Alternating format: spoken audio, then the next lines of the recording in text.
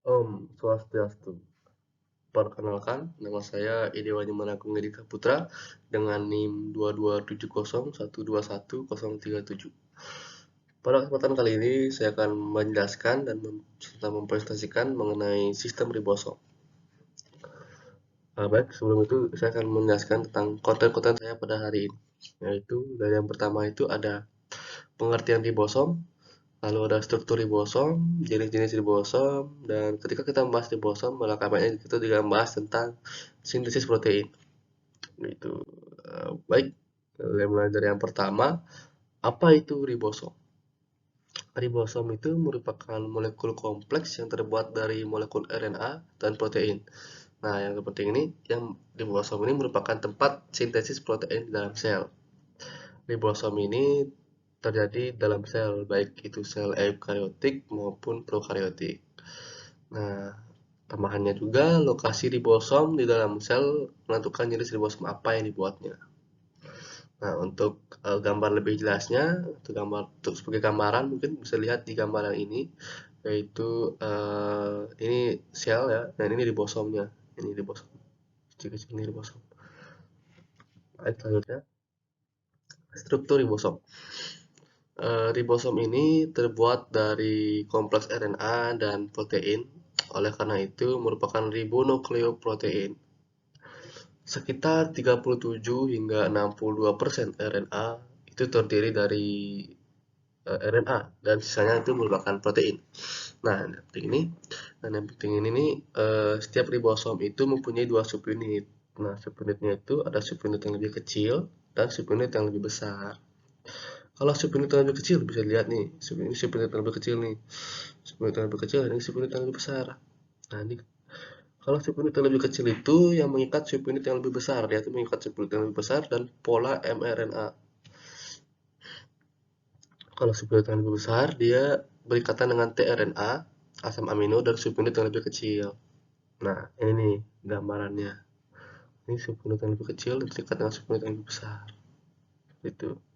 Itu gambar, itu sebagai gambaran. Nah, selanjutnya ini nih merupakan eh, penjelasan lebih lengkapnya. Nah, kita di gambar B ini, di gambar B ini ada posisi tahapan E, P, dan A yang di tengah-tengah ini. Nah, yang di bawahnya ini kan subunit kecil, yang di atasnya ini subunit besar, yang mereka saling terikat. Nah, yang ini nih hanya sebagai singkatan dan untuk kita lebih mudah memahami.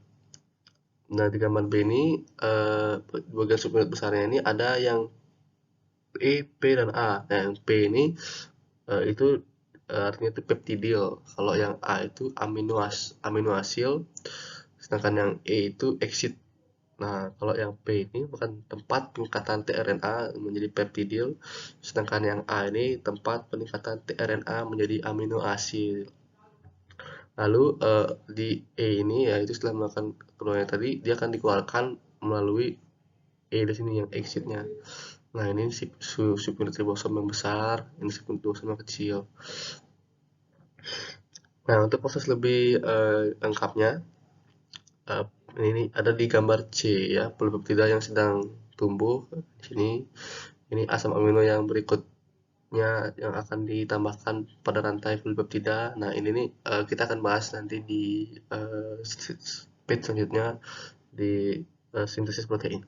Nah, untuk tambahan, sel prokariot memiliki ribosom 70S, masing-masing subunit yang terdiri dari subunit kecil 30S dan subunit yang lebih besar itu lebih dari 50S. Sel eukariot dan sel eukariot memiliki ribosom 80S, masing-masing terdiri dari subunit kecil 40S dan substansial itu 60S. Baik, selanjutnya, ini ada jenis ribosom. Ribosom itu ada dua jenis, itu dari ribosom bebas sama ribosom yang terikat. Ribosom bebas ini, nah kita anggap saja yang putih-putih ini nih sebagai dasar ini itu adalah sitoplasma.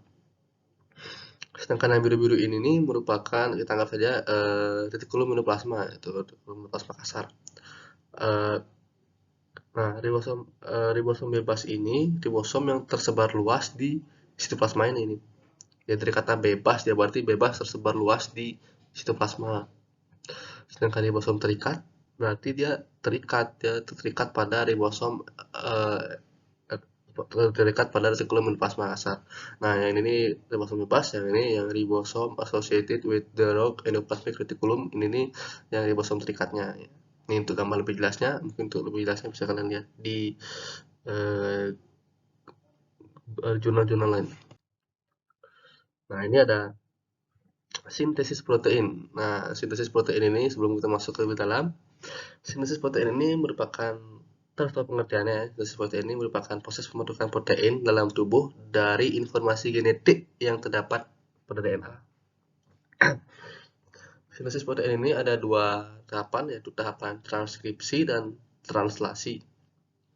Untuk yang transkripsi itu terjadi di nukleus atau inti sel. Kalau yang translasi itu terjadi di sitoplasma. Itu cara membedakannya. Lalu transkripsi itu pembentukan mRNA oleh DNA sensi di inti sel. Sedangkan yang translasi itu merupakan penerjemahan mRNA oleh tRNA di ribosom. Nah, lalu di transkripsi itu ada 3 tahapan, yaitu tahap inisiasi, elongasi, dan juga terminasi. Nah, lalu saya akan menjelaskan tentang tahapannya. Ya, DNA yang terkandung dalam nukleus ini akan dilampiri oleh RNA polimerase ya. Yang mana sih RNA polimerase itu? RNA polimerase itu yang ini nih. Yang ini yang warnanya apa namanya nih? Yang warna ini, yang bulat ini. Yang bulat ini nih lalu proses inisiasi ini terjadi saat RNA polimerase melekat pada promotor gen. Promotor gen. Pada saat itu RNA polimerase akan mulai membentuk mRNA. Nah, kemudian RNA polimerase akan mengarahkan pembacaan dari arah 3, ini harusnya dari sini, dari arah 3 ke arah 5. Transkripsi akan berakhir saat RNA polimerase sampai pada daerah terminator. Terminasi ini daerah terminator, berarti pada saat dia sudah masuk ke terminasi. mRNA yang sudah terbentuk mengandung urutan 3 basa nitrogen. Nah, mengandung urutan 3 basa. Kalau mekanis sudah terbentuk, dia mengandung urutan 3 basa nitrogen. Nah, urutan 3 basa nitrogen itu biasa kita sebut sebagai kodon. Nah, selanjutnya mRNA atau kodon ini akan meninggalkan nukleus melalui paru-paru nukleus menuju sitoplasma. Dia akan menuju ke sitoplasma. Tadi kan di awal dia di nukleus dulu tuh, baru dia menuju ke sitoplasma. Nah, pas dia sudah sampai di sitoplasma, proses tersebutlah, proses dia sudah sampai di sitoplasma, baru dia disebut sebagai translasi. Nah, pada tahap translasi ini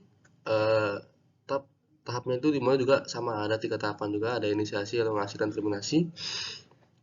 Tahap inisiasi ini dimulai saat ribosom subunit kecil terikat pada mRNA. Yang subunit kecil itu yang ini, yang subunit kecil dia terikat pada mRNA. Ribosom subunit kecil ini akan bergerak dari arah 3, dari arah 5 ke arah 3 ketika sudah menemukan kodon AAUG. Nah, ini AAUG. Ketika sudah menemukan kodon AAUG, karena yang membawa asam amino metionin dan antikodon akan melekat pada mRNA. Kemudian setelah tRNA terikat pada mRNA, maka ribosom subunit besar, ini nih, dia akan datang dan terikat juga bersama ribosom subunit kecil. Nah, sudah mulai terikat sini. Tapi proses inisiasi ribosom subunit besar ini memiliki 3 daerah. Ada daerah A atau acceptor size yang ini, dan daerah B atau peptidal size, dan yang E ini exit size. Nah, saat terjadi proses elongasi, asam amino yang lain akan dibawa pada rantai mRNA oleh RNA transport dengan membawa antikodon untuk dapat mengetahui jenis asam amino apa yang mengkode kodon. Untuk mengetahui jenis asam amino apa yang mengkode kodon, bisa dilihat dalam tabel triplet codon. Nah, ini untuk mungkin gambaran kecil saja. Ini untuk lebih luasnya bisa lihat di tabel triplet codon. Selanjutnya, asam amino yang baru ini akan memasuki daerah A. Nah, asam amino yang baru ini akan masuk ke daerah A, lalu ikatan peptida akan terbentuk di antara kedua asam amino. Pada saat pada daerah P, saat itu ribosom akan berpindah ke triplet codon lain yang akan di mRNA sehingga tRNA yang sudah melepaskan asam amino akan berada di daerah dan bersiap untuk keluar. Kemudian daerah A siap untuk ditempati tRNA yang baru. Seperti tRNA yang baru, siklus ini akan terus-menerus berulang sehingga pada tahap terminasi, jadi ketika salah satu dari 3 stop codon ini berada di daerah A. Jika sudah daerah A ini, baru dia tahap terminasi jadi. Nah, codon ini dikenali oleh protein yang dikenal sebagai release faktor-faktor memasuki daerah secara optimis. Polipeptida akan dilepas dari ribosom, dan ribosom pun akan terpisah dan bersiap untuk melakukan translasi yang baru. Nah, polipeptida inilah yang kita kenal sebagai protein. Nah, mungkin untuk penjelasan tentang segitu penjelasan dari tentang sintesis protein. Dan ini referensi yang saya gunakan ya. Dan ya, terima kasih. Mohon maaf jika ada kekurangan dalam saya menjelaskan, karena ada keterbatasan juga dari sisi gambar yang saya sulit untuk mencari gambarnya. Mungkin akan lebih jelas jika saya menjelaskan tentang video dengan video. Terima kasih sudah mau menyimak presentasi saya. Sekian dari saya, Santi.